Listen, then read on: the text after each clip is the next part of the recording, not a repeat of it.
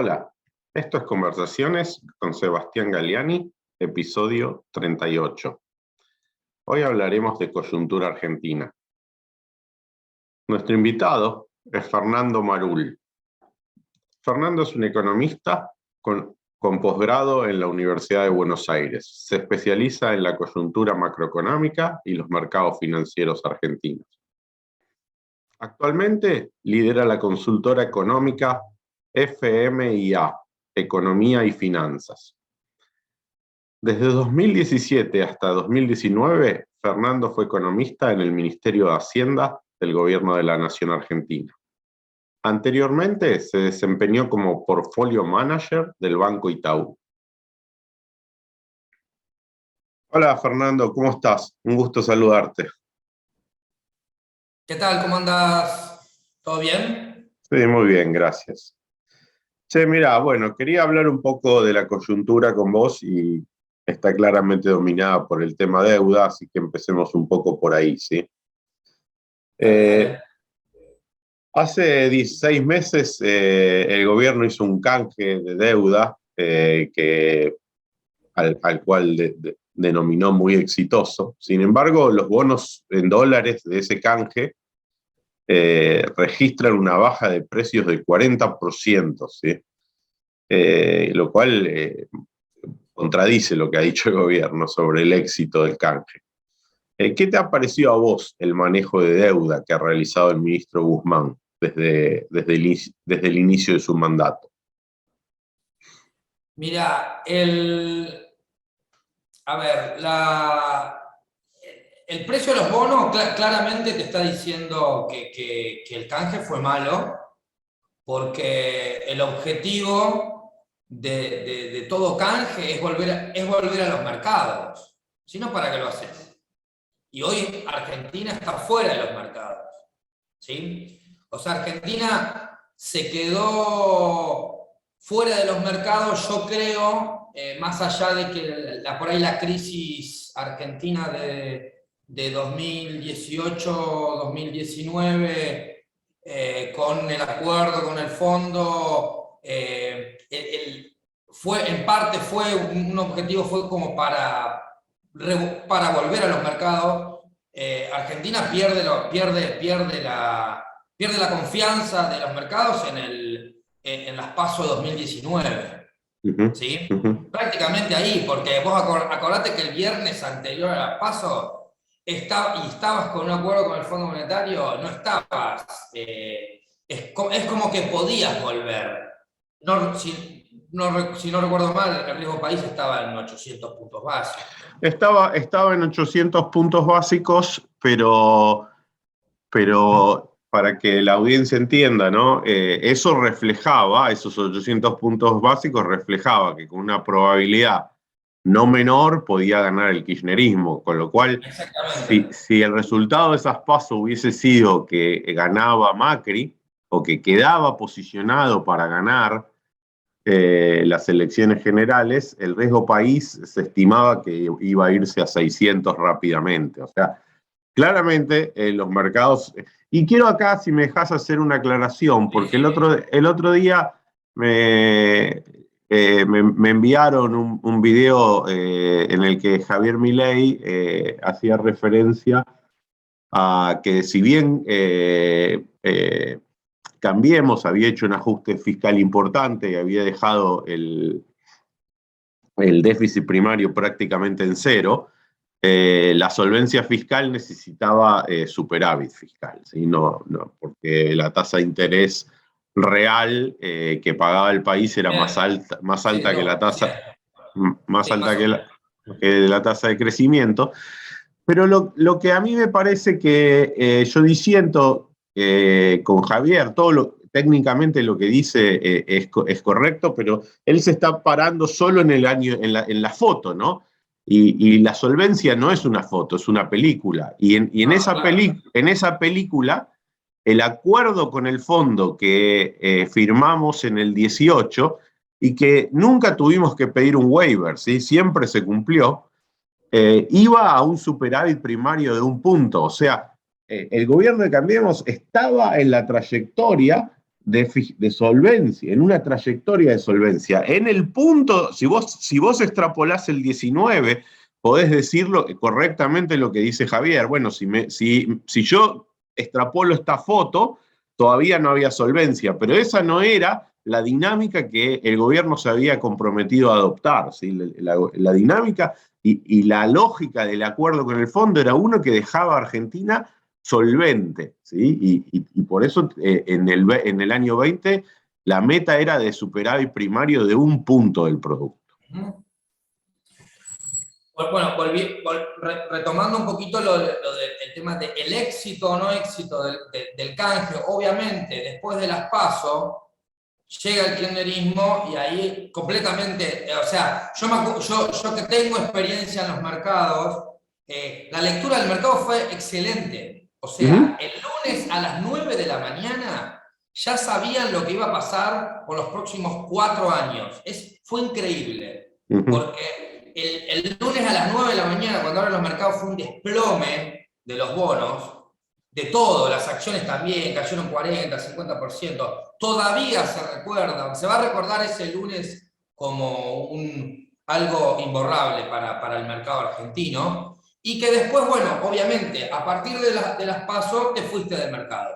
Entonces, el déficit fiscal, como ya se sabe, o se financia con el mercado, o se financia con organismos internacionales, o se financia con el Banco Central, ¿sí? A partir de ahí, a partir de las PASO, el gobierno, ya asumiendo que ya había llegado Alberto Fernández, a partir de ahí, sin organismos internacionales y sin mercado, el financiamiento a partir de que asuma en los últimos 2 años es prácticamente Banco Central, ¿sí? Porque Argentina prácticamente está fuera del mercado. Volviendo a lo del éxito o fracaso del canje de Guzmán, del primer canje, que fue en agosto de 2020, a jugar por los resultados, el canje fue malo porque claramente fue como Guzmán justamente había dicho en algún paper o algo así, como, bueno, creo que dijo Chulit, creo que no sé si te acordás vos, Seba, cómo era el paper, pero era muy poco y muy rápido, una cosa así. Pero el punto es que el punto fue, el canje fue malo porque primero no lo hace volver a los mercados, ¿sí? Después, en términos en términos de, bueno, obviamente una vez que negociaron, y sí, uno ve que hubo un cambio en los perfiles de vencimiento muy fuerte para Argentina. Si me dejas un minuto, te muestro un gráfico que prácticamente muestra eso. Dale, dale. O sea, fíjate, este es el canje de Guzmán. O sea, empieza prácticamente el mercado. Digo, el mercado dice, mirá, yo por $60, no. Y fíjate Guzmán dónde empieza. Una ridiculez. Esto, 40, casi $25 de diferencia. Obviamente el mercado siempre terminó en el mismo lugar. Y Guzmán fue que, dio vuelta, pero terminó prácticamente pagando lo que le estaban pidiendo desde el minuto 1. ¿Sí? Y se ve, obviamente, en términos de vencimientos, claramente, que es el logro que dice Guzmán constantemente. Y ahorramos 37.000 millones de dólares. Claro, pero esos 37.000 millones de dólares era el sendero que tenía Argentina en el sendero original. Obviamente, para un país normal, con mercado, y como decía vos, Seba, recién, con deuda sustentable, no necesitabas pagar el capital, porque el capital se lo vas como estás dentro del mercado, lo podés financiar. Sí, por supuesto, y con un nivel de deuda que no era para asustar a nadie, ¿no? O sea, acá Argentina tiene ese problema, que tiene 2 países que son diametralmente opuestos y los dos tienen chance de gobernar y uno le hace sombra, el populismo siempre le hace sombra a la racionalidad, porque si puede volver, hace que todo se vuelva menos seguro, ¿no? Y por lo tanto, una deuda que hubiese sido sustentable si Macri era reelecto, deja de serlo si es electo el kirchnerismo. ¿Sí? Bien. Bueno, déjame Sí. un minutito lo que decías justamente vos recién, que es, fíjate acá en el gráfico de la derecha, este es otro, digo, esto fue lo que, prácticamente lo que estabas diciendo vos, no sé si ves, senderos fiscal de reestructuraciones, ¿sí? Digo, Argentina venía, este fue el canje, el momento T, Argentina venía haciendo el ajuste fiscal, como decías vos, como dijiste vos recién, que terminaste prácticamente en cero, hiciste un canje cuando tenías que ir a prometer o garantizar un superávit. Fíjate, Ucrania 2015, Uruguay 2003, Argentina post-canje 2005 también salió con un superávit. Acá estás con un déficit, terminaste con un déficit de casi 6 puntos en 2020 y vas a terminar con un déficit primario de 3,3 en 2021. O sea, está 6 puntos de diferencia respecto de algo sostenible. ¿Me explico? Es por eso que los bonos valen $30 y estás afuera de los mercados. Y eso sin tener en cuenta el déficit cuasi fiscal, ¿no? Exactamente. Pero bueno, digamos que el gobierno, y yo estaría de acuerdo, te dice, bueno, pero vino la pandemia, o sea, ni nosotros ni ustedes, ustedes digo, me pongo en los zapatos del gobierno del presidente Macri, la hubiesen pasado bien fiscalmente en la pandemia los mercados, pero los mercados lo hubiesen entendido y el fondo, si uno dice, mira, estos son 2 años, pero volvemos rápidamente a un sendero, ¿no? Ahí lo que se está viendo hoy día es que el gobierno no quiere ir a un sendero de ajuste fiscal pasada la pandemia. O sea, por un lado te dicen, usando sus voceros, que hay un milagro económico, que no lo hay, pero bueno, te dicen que hay un milagro económico y por el otro lado te dicen no podemos hacer ningún ajuste fiscal y el déficit fiscal esperado para el año que viene es mucho más alto que el de este año porque las condiciones económicas no van a ser tan favorables. ¿Sí? Entonces, en ese contexto, te quiero citar una frase de un analista político que yo considero el mejor que tenemos hoy día en la Argentina, Ignacio Lavacchi, que dice lo siguiente: da toda la sensación que más que una estrategia negociadora respecto del Fondo Monetario Internacional, lo que hay es una estrategia de comunicación para preparar el terreno de un no acuerdo con el Fondo Monetario. Sí, sí. Bueno, mira, mi escenario base te diría que viste que nosotros los economistas, consultores, trabajamos con escenarios bases y alternativos. Mi escenario base era acuerdo en la fecha del, acordate, es 21 de marzo, o sea, de acá hasta el 21 de marzo hay que tener, porque si no, el 21 de marzo se te acabaron las reservas y defaulteaste el Fondo Monetario. Esa es la fecha.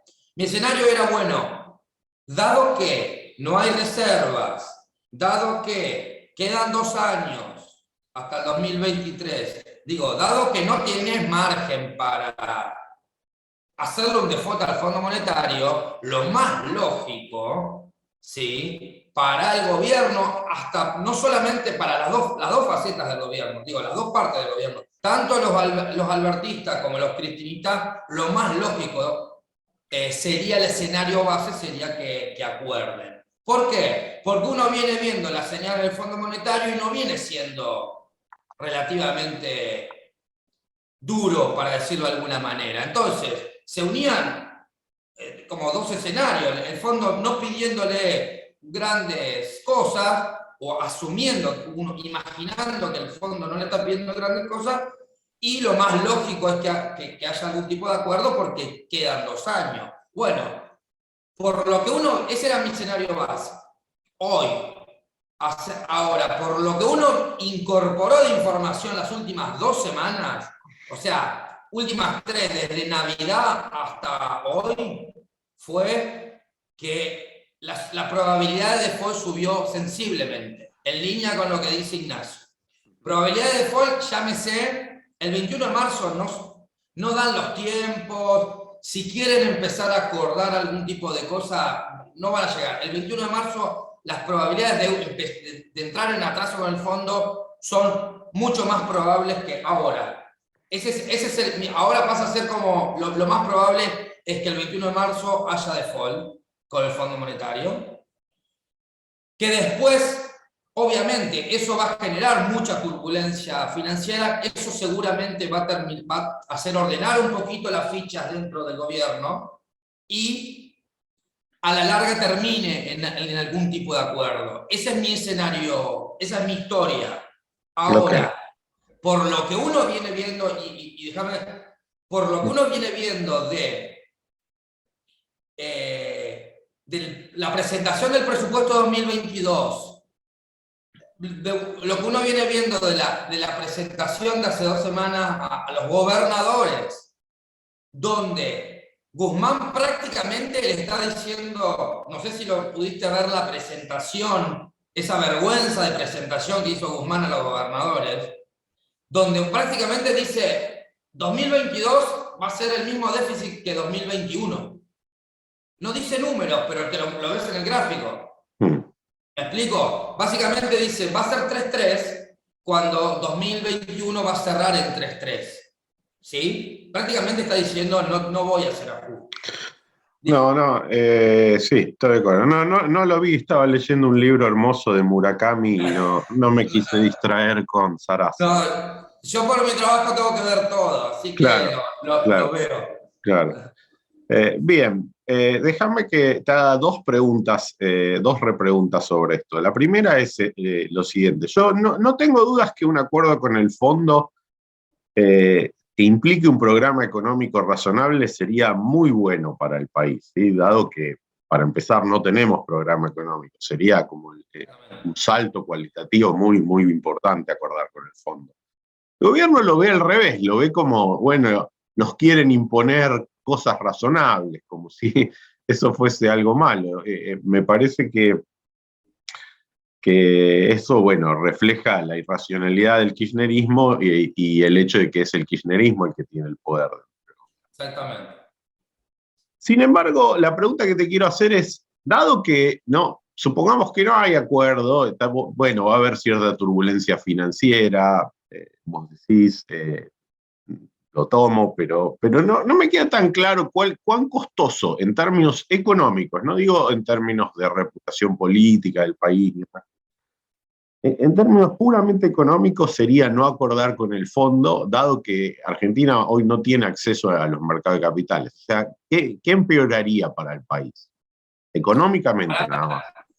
Sí. Económicamente, yo creo que coincidir, hoy como no tenés programa económico, acordar o no acordar, acordar te generaría cierto orden. No acordar, obviamente, ¿cómo no acordar? Si no acordás y vas al choque, a no acordar te implica que toda la parte financiera de las empresas, ¿sí? Esos préstamos comerciales, esos se empiezan a caer.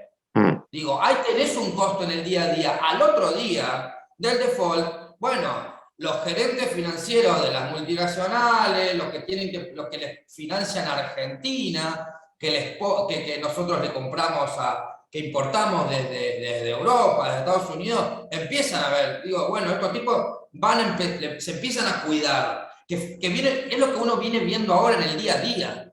En las empresas, les cortaron el crédito a las empresas argentinas. Bueno, pero por eso, ya se los cortaron. Vos decís, se lo van a cortar más todavía.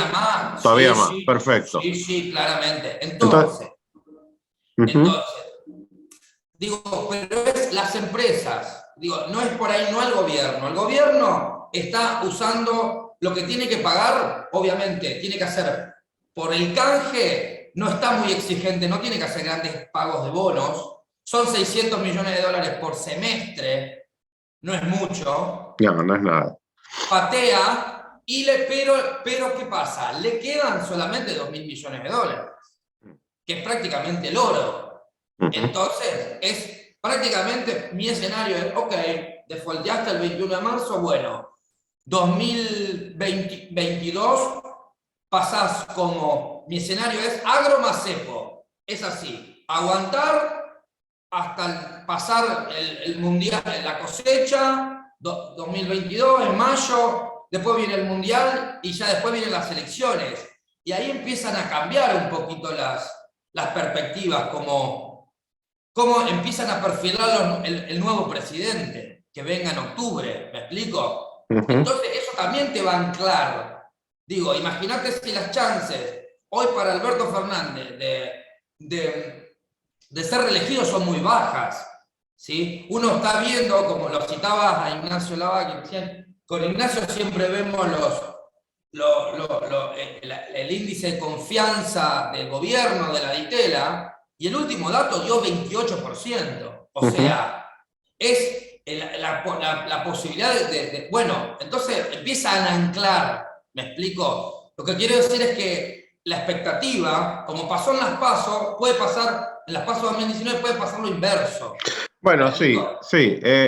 Es bien asimétrico ese juego, ¿no? Vos lo que me estás diciendo, para resumirlo, es en algún momento, cuando se vea que Juntos por el Cambio va a ganar en el 2023, y también dependiendo de quién dentro de Juntos por el Cambio, ¿no? Eso puede hacer una diferencia. Podría darse un efecto como el que se dio en el 2015, que le permitió al gobierno de Cristina Fernández de Kirchner llegar sin una nueva crisis cambiaria, ¿no?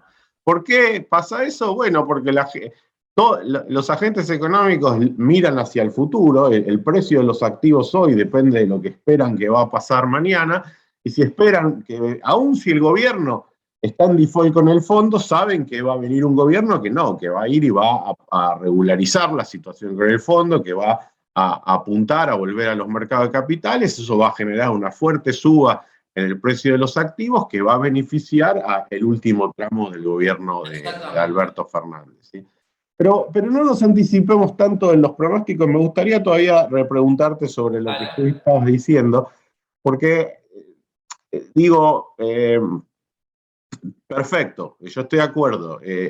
Si no hay acuerdo con el fondo, se le va a cortar todavía más el financiamiento a las empresas. Estoy de acuerdo con eso, te lo pregunté un poco para disparar la charla, pero también a las provincias, ¿no? Y ahí lo que digo es, ¿por qué los gobernadores van a apoyar ese default? Bueno, a ver, las provincias, que también o sea, hoy las provincias, vos fíjate lo que es la paradoja.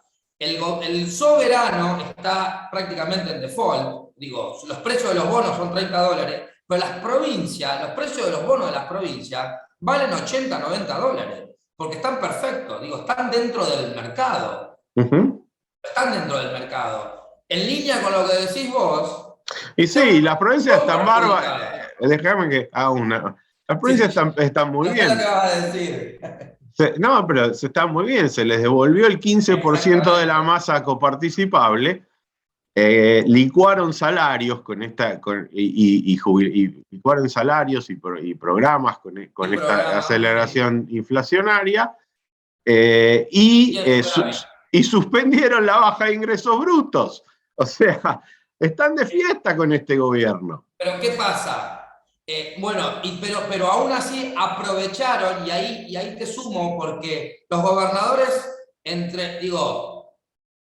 les está yendo bien ahora, como lo que decís vos, por el flujo, porque tienen superávit, licuaron gasto, etc. Los bonos están muy bien, están dentro del mercado, para decirlo de alguna manera. Pero ellos aprovecharon desde las PASO de 2019 hasta hoy, prácticamente se dieron vuelta. Pasaron a ser, bueno, vamos a hacer canje. Todos canjearon. Fíjate, y no tenían necesidad de canjear los bonos. ¿Me explico? Aprovecharon la movida de Guzmán diciendo, bueno, la crisis, el COVID, etcétera, y canjearon los bonos. Conclusión, no tienen que hacer grandes pagos ahora. ¿Me explico? ¿Por qué? Porque patearon al 2026, 2027. Lo mismo que pasó con la deuda soberana. Vos fijate que de acá hasta que se vaya, con lo que te decía recién, de acá hasta que se vaya Alberto Fernández, tiene que pagar 1.600 pesos, 1.600 millones de dólares de pagos de bono. Perfecto. Está claro. Entonces, los gobernadores en el corto plazo no tendrían mucho problema de que el gobierno termine haciendo un default Exactamente. con el fondo, y preferirían que no, porque obviamente siempre es mejor tener más acceso a los mercados, pero si el costo de no es que ellos tienen que poner para el ajuste fiscal, preferirían que sí, digamos, Exactamente. que se arregle Guzmán, digamos. Entonces, está claro que el gobierno no tiene mucho capacidad de política de sacarle cosas a los gobernadores, ¿sí? O no tiene ninguna, diría, por lo que llegamos a concluir. Y entonces el costo mayor lo terminaría pagando, como siempre, que el Estado hace un desastre, el sector privado. El sector privado, la brecha cambiaria, porque la variable de ajuste hoy es la inflación y la brecha cambiaria. Digo, todos los riesgos, los defaults del gobierno, la falta de señales, la falta de reservas internacionales, es que el mercado hoy dice, porque si dice riesgo país de 1.900 puntos básicos, bonos en dólares a 30 dólares, también dice brecha cambiaria del 100%, que se puede ir tranquilamente a 150%. Está bien. Digo, te quiero hacer dos preguntas más, ¿sí? Una, ya yendo hacia el futuro, a los próximos 2 años de este gobierno, ¿sí? Primero te digo lo que yo creo que va a tratar de hacer el gobierno. Después si le sale o no, veremos. Pero lo que va a tratar de hacer el gobierno es algo muy parecido a lo que hizo el gobierno de Cristina Fernández de Kirchner en el 14 y en el 15, ¿sí? Es mantener el esquema económico que tienen, lo más posible, ¿no? Entonces, probablemente tengan que hacer 1 o 2 devaluaciones del tipo de cambio oficial, pero manteniendo el cepo y la brecha cambiaria. O sea, son ajustes que responden a la alta emisión que tienen, pero no van a generar un gran cambio de precios relativos y van a ir tirando, ¿no? Y lo mismo con las tarifas, ¿sí? Quizás terminan haciendo algún ajuste, pero que no va a recuperar, ¿no? El atraso, que ya en 2 años han atrasado las tarifas 45%, es demencial lo que han hecho. Y incluso si no hacen nada, se van a seguir atrasando. Entonces, van a intentar dejarle el rodrigazo al próximo gobierno de la misma forma que Cristina Fernández de Kirchner le dejó el rodrigazo a el presidente Macri. Y por rodrigazo digo 2 cosas. Digo, una necesidad de salir de un cepo que tiene una brecha de 100%, que implica una fuerte devaluación y un fuerte atraso de las tarifas que puede necesitar subas de tarifas de cientos por ciento, ¿sí? ¿Cómo ves esto? ¿Te parece que esa es la estrategia y que van a tener éxito o no? yo creo que esa es la estrategia. Para mí, si viene con todo el relato de estamos creciendo, la industria nacional, hay que cuidar el bolsillo de los argentinos, toda esa historia, entra perfectamente en no vamos a ajustar las tarifas, entonces vamos a defaultear con el Fondo Monetario. Y yo creo que van por ese plan aguante, como aguante 2023, como lo estoy comentando yo. Plan aguante 2023, y yo creo que van a llegar. O sea, esa es por ahí la diferencia con tu planteo. Creo que van a llegar, porque creo que el nivel de atraso cambiario se está atrasando, sí, pero no lo veo tan delicado como en 2015, como en 2013 te diría, ¿sí? ahí hubo una devaluación, pero que fue la famosa de Kicillof del 23 de enero de 2014. Sí. Pero donde sí veo entonces la parte cambiaria la veo como que tiene un poquito más aguante, salvo que haya una muy fuerte sequía ahora en la cosecha que viene, que ya se viene. Fíjate que esta semana ya se recortó 5.000 millones de dólares. Sí, Lo que te quiero decir es que para mí hay colchón cambiario todavía para gastárselo. ok. O sea, cuando vos decís que tenés una diferencia conmigo, porque yo no, en ningún momento dije que no iban a llegar. De hecho, los dos. Ok. No, yo te digo, bueno, veremos los shocks que tienen, ¿no? Es una estrategia que no tiene probabilidad cero y que los dos coincidimos antes que se va a ver beneficiada en la medida en que se vea que viene un gobierno racional en el 23, ¿sí? Porque Exactamente. o sea, lo mejor que le puede pasar a Guzmán es que rápidamente se instale que va a ganar Juntos por el Cambio. Sí, tal cual. Te termino, o sea, desde el punto de vista, yo entiendo que la brecha cambiaria es alta, es malo, etcétera, pero creo que el tipo de cambio, el oficial, por el efecto precios que hubo de commodities, es como que estaba, no, te digo que tiene colchón como para llegar hasta 2023. Y las tarifas, como bien dijiste vos recién, esto es las tarifas, ¿ves el gráfico? Sí, sí. Esto se viene atrasando, se atrasó un montón, como bien dijiste. Ahora, ¿qué pasa? Todavía les queda, todavía tiene colchón. ¿Por qué tiene colchón? Gracias a la normalización que se hizo en 2016, gracias a eso es que todavía tiene colchón. Va a llegar al 2023, eso es lo que quiero decir. Sí. La parte de tarifa, pero, y ahí termino, la parte de tarifa la veo más urgente que el atraso del tipo de cambio. Ok, entonces sí, digamos, estamos bastante de acuerdo, pero sí vos tenés una diferencia que vale la pena resaltarla. ¿Vos creés que quizás ni siquiera tengan que tener una devaluación del tipo de cambio oficial?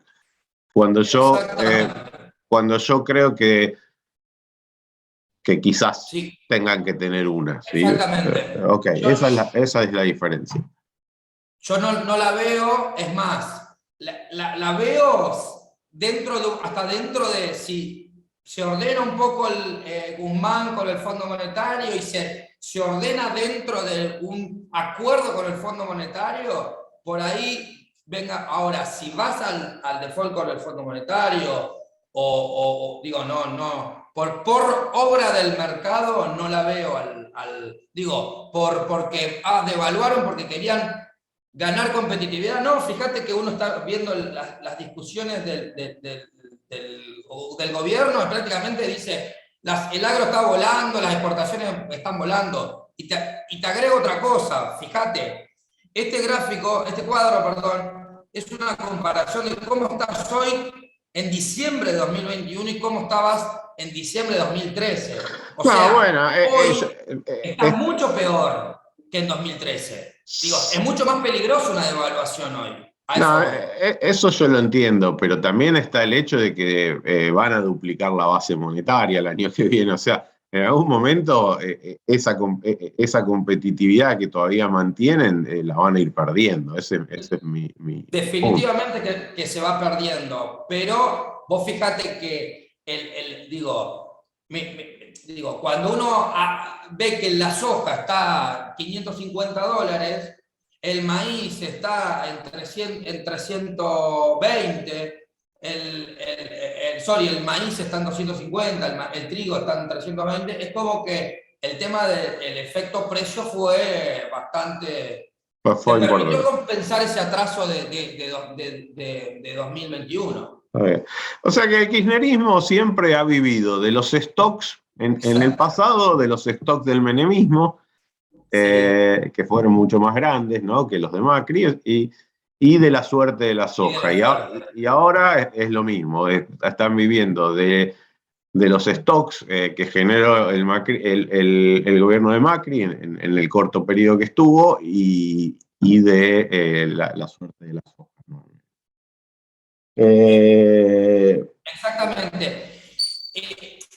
Igual yo creo que el mercado, esta posición de, para mí,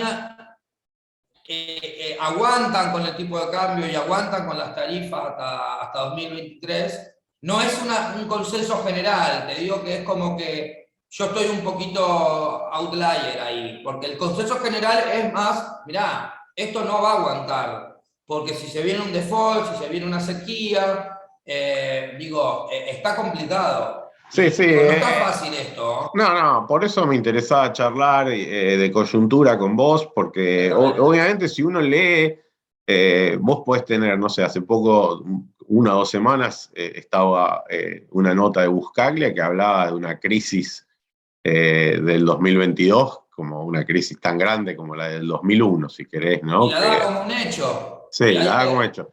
Entonces, en el otro extremo te digo, estás vos. No digo que estamos bárbaros, ni cerca, No, estamos seguro, mal, vamos seguro. mal, pero hubo tan buena normalización de tarifa, hasta de tipo de cambio, te dejó tanto colchón el 2019 que todavía se lo están gastando y les permite llegar. Ese es el punto. Sí. Bueno, es lo que hicieron, ¿no? Desde las PASO hasta que sumieron, se dedicaron a generar ese colchón. Fíjate lo que es el orden fiscal, o cuál es lo fiscal del gobierno, cuál es el título del gobierno, cómo va a quedar Guzmán en términos fiscales. Nada, impuestazo para todo. Lo único que hizo fue subir impuestos, no hizo otra cosa. Pero nada, porque hoy en día de gasto no se tocó nada. Vos ves las cuentas y no tocó nada. Y lo único que hizo fue, bueno, tuvo impuesto a la riqueza que le sumó en 2021 medio punto del PBI. Y tuvo una suerte de una super cosecha en 2021 que le sumó otro medio punto del PBI. Y encima le regalaron 1 punto del PBI de derechos especiales de giro del Fondo Monetario. Recibió 2 puntos así de eso. Digo, es como que suerte y impuestos. Ese fue como el ajuste de donde... Sí, Bueno, impuestos distorsivos, ¿no? Porque si por lo menos hubiese subido un impuesto que yo hubiese bajado el mínimo no imponible de ganancias o hubiese ajustado el monotributo, yo no lo vería mal, lo vería como algo que es bien difícil de hacer en democracia y que un gobierno que habla de justicia social dice que lo hizo, pero no, dice, no se animan a nada y van y hacen los impuestos más distorsivos que hay porque son los más fáciles de legislar. ¿Sí? Y te agrego algo más. Y desde el punto de vista del gasto, las jubilaciones, bueno, las mínimas suben más que la inflación y lo que es las medias y más altas se van licuando. Y por el lado de las tarifas, a 2022 seguramente que sea tarifas bajas van a subir menos que la inflación, o prácticamente ni se van a subir, y los consumos más altos les van a subir por encima de la inflación. Siempre política fiscal a la Robin Hood. Bien, Fernando, te hago la última pregunta, ¿sí? Dado que estamos hablando de la coyuntura. Por supuesto que vos tenés escenarios, pero decime cuál es tu mejor y tu peor escenario para el año 22, en términos macroeconómicos. Para mí, el escenario base te diría que es ahí con cepo, hasta una cosecha no tan buena, aguantando, te diría. Es un escenario de mucha inflación, que será entre 50 y 60% este año, ¿sí? Muy poco crecimiento, un poquito por arrastre, y algo que te dé Brasil, algo, porque no está dando mucho, 2-3% de crecimiento, ¿sí? Y una brecha cambiaria más alta. Ese es como mi escenario base. O sea que Pero mi en tu escenario base, el milagro económico de Stiglitz ya terminó. Podrá mostrar 2022 un poquito, malo, pero dos de crecimiento y 50-60% de inflación es malísimo. Para Stiglitz será bueno, pero es un espanto. Ahora, el escenario malo con devaluación se espiraliza. Este gobierno no tiene anclas, no puede devaluar. Automáticamente devaluaste 30% y es una inflación de 10, 13, 14% mensual va a haber. Entonces ahí ya con devaluación es está claro que sí. De 2%, recesión en el primer semestre de 2020, ese es mi peor escenario, y una inflación de piso del 70%. Sí, con devaluación. Y yo sí estoy de acuerdo con vos que si el gobierno tuviese que devaluar, no es algo que elegiría, siempre trataría de no hacerlo, pero si tuviese que hacerlo, necesita un banco central fortalecido. Pues si no va a pasar, es como decís vos, se le va a ir todo en las manos. Así que espero que no. Espero que no. No, está bien, ¿no? Pero siempre. En Argentina decir no puede devaluar no cierra el debate, ¿no? Es verdad. Fíjate lo que pasó a Turquía. Mirá, para cerrar, el ejemplo de Turquía de diciembre fue, el presidente interviene al Banco Central, el mercado devalúa, básicamente se devaluó la lira turca y la inflación de diciembre fue 14%. Eso puede pasar tranquilamente en Argentina, no hay que descartarlo. Bueno, Fernando, te agradezco muchísimo la charla, te deseo un feliz año y seguimos en contacto, ¿sí? Bueno, muchas gracias, Sebastián. Bueno, hablamos. Saludos.